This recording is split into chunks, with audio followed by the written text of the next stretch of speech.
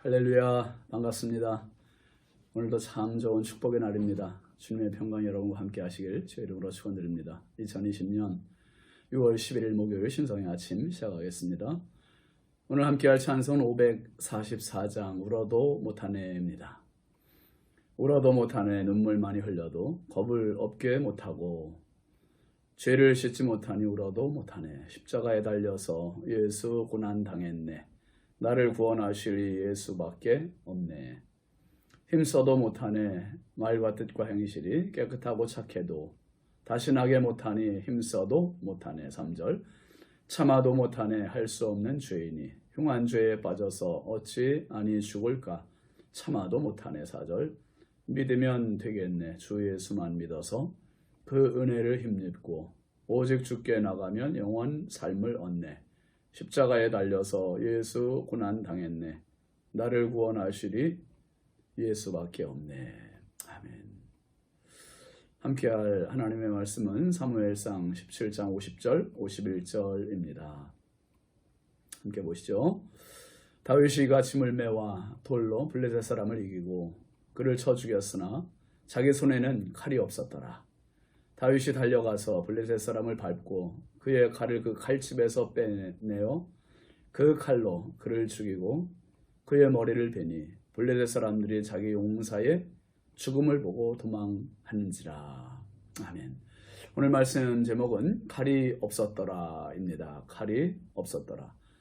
여러분, 이솝우화에 나오는 그 유명한 이야기 다 아시죠? 바람과 해가 누가 더 센가 하는 내기입니다. 어느 날 바람과 해가 누가 더 센가 말다툼을 벌입니다. 마침내 지나가는 나그네를 보고 둘은 내기를 하지요. 나그네의 외투를 먼저 벗기는 쪽이 이기는 것으로 말이죠. 바람은 먼저 있는 힘껏 세차게 바람을 불었습니다. 근데 바람이 세질수록 나그네는 오히려 외투를 더 꼭 여밉니다. 벗기지 못했습니다. 해의 차례가 됐죠. 해는 따뜻하게 햇빛을 내리쬐입니다. 나그네는 여몄던 외투를 벗기 시작합니다.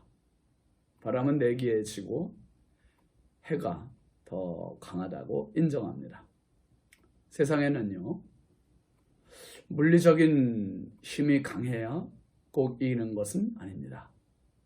힘없고 부드러운 것이 이기는 경우도 참 많습니다. 어떤 힘없고 부드러운 나무는 쉽게 꺾어지지 않지만 강해 보이는 나무는 뻣뻣하고 더 쉽게 꺾어집니다. 동물의 세계에서도 마찬가지 아니에요. 동물의 세계에도 보면 강한 맹수들은, 아주 사납고 무서워 보이는 맹수들은 멸종 위기를 맞고 있거나 멸종되거나, 근데 약하고 힘없는 초식 동물들은 오히려 더 번식을 합니다. 오늘 말씀은 우리에게 참 중요한 교훈을 주어요. 51절 말씀에 보면 다윗이 이같이 물매와 돌로 블레셋 사람을 이기고 그를 쳐 죽였으나 자기 손에는 칼이 없었더라 했습니다. 다윗이 이겼다는 말을 하면서 무엇으로 이겼는지 그 도구를 분명히 얘기해요. 물매와 돌로. 참 놀라운 말씀입니다. 칼과 창과 단창으로 중무장했던 골리앗을 이긴 다윗의 무기가 더 예리한 칼이나 아니면 창이나 다른 무기가 아니라 물매와 돌이었다는 거예요. 이게 전부예요. 그리고 그 50절 끝에 보면 자기 손에는 칼이 없었더라. 이 칼이 없었다는 걸 다시 한번 강조합니다. 강하기로 따지면 골리앗이 훨씬 강하지요. 힘으로 쳐도 마찬가지입니다. 무장이나 물리적인 힘이나 상식으로 계산해 보면 다윗은 골리앗에게 상대가 되지 않습니다.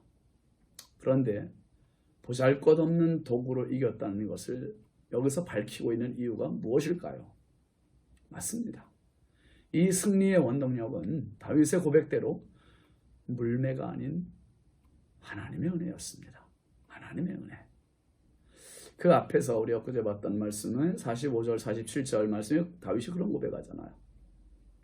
다윗이 블레셋 사람에게 이르되 너는 칼과 창과 단창으로 내게 나아오거니와 나는 만군의 여호와의 이름 곧 내가 모욕하는 이스라엘 군대의 하나님의 이름으로 내게 나아가노라. 또 여호와의 구원하심이 칼과 창에 있지 아니함을 이 무리에게 알게 하리라.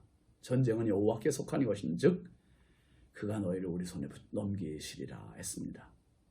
골리앗 앞에 섰던 다윗의 이 기백 넘치는 선언은 무엇이었습니까? 너는 칼, 창, 단창으로 내게 나오지만 나는 만군의 여호와의 이름, 너희 여호와의 이름으로 나간다. 이 출정하는 태도 자체부터 벌써 다릅니다. 그리고 전쟁은 여호와께 속한 것인즉 그가 너희를 우리 손에 넘기시리라. 보이지 않는 하나님의 손길이 다윗과 다윗을 사용하시고 다윗의 도구인 돌과 물매를 사용하신 것입니다. 성경에 이런 경우는 여러 곳에서 찾아볼 수 있습니다. 출애굽기 14장에서 출애굽하는 이스라엘 백성들을 추격하던 애굽을 향한 하나님의 싸움이 나옵니다. 앞에는 바다요, 넘실거리는 바다요, 뒤에는 애굽 군사들의 추격이 맹렬하고 이스라엘 백성들은 절망적인 위기입니다. 진퇴양난의 상황에서 영락없이 죽었다고 생각하고 모세를 향하여 원망합니다. 이 상황에서 힘을 발휘한 것은 다름 아닌 모세의 지팡이였습니다. 지팡이.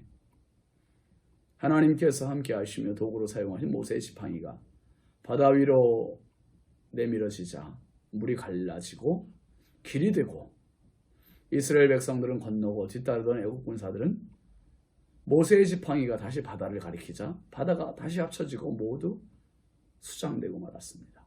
하나님의 승리입니다. 애굽의 병거 600대와 애굽의 모든 병거들이 하나도 남지 않고 다 죽었다고 성경은 기록합니다. 또 사사기 7장에 미디안과 싸우는 기드온의 전적이 나옵니다. 13만 5천 명을 대항해 싸워야 하는 기드온에게 하나님께서 준비시키신 것은 군사 300명입니다. 고작 300명. 거기에다 그들이 또 지녀야 했던 무장은 뭐였습니까? 칼과 창이 아니라 항아리, 횃불, 그리고 나팔이 전부였습니다. 결론은 우리가 알듯 기드온과 300 군사들의 승리입니다. 미디안 군사들이 한밤에 항아리 깨지는 소리와 나팔 부는 소리와 느닷없이 밝아진 횃불 앞에 자기들끼리 죽고 죽이는 자중질환이 벌어진 것입니다. 승패는 하나님께 달려 있습니다. 우리 속담에 길고 짧은 것은 대봐야 한다는 말 있지 않습니까? 아무리 강해도 꼭 이기는 건 아닙니다.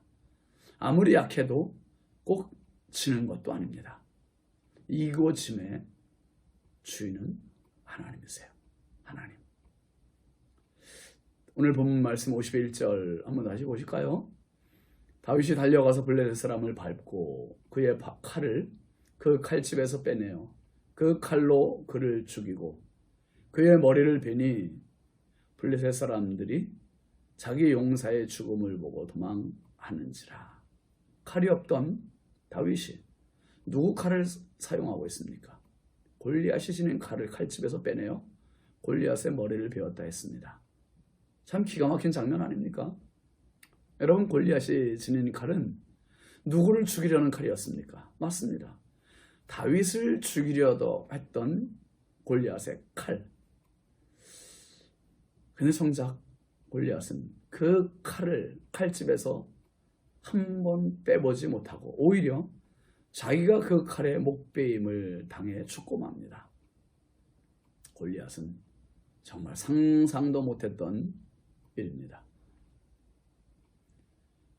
여러분, 칼을 지녔다고 다 칼을 사용하는 것은 아닙니다. 그리고 칼을 지녔다고 다 그 칼로 이기는 것도 아니에요. 그 칼의 손잡이를 누가 쥐느냐가 관건입니다. 그 칼의 손잡이 누가 쥐고 있습니까? 골리앗이요? 아니요. 다윗이 쥐었어요. 여러분, 골리앗의 칼에 칼집에 꽂혀 있는 그 칼의 손잡이는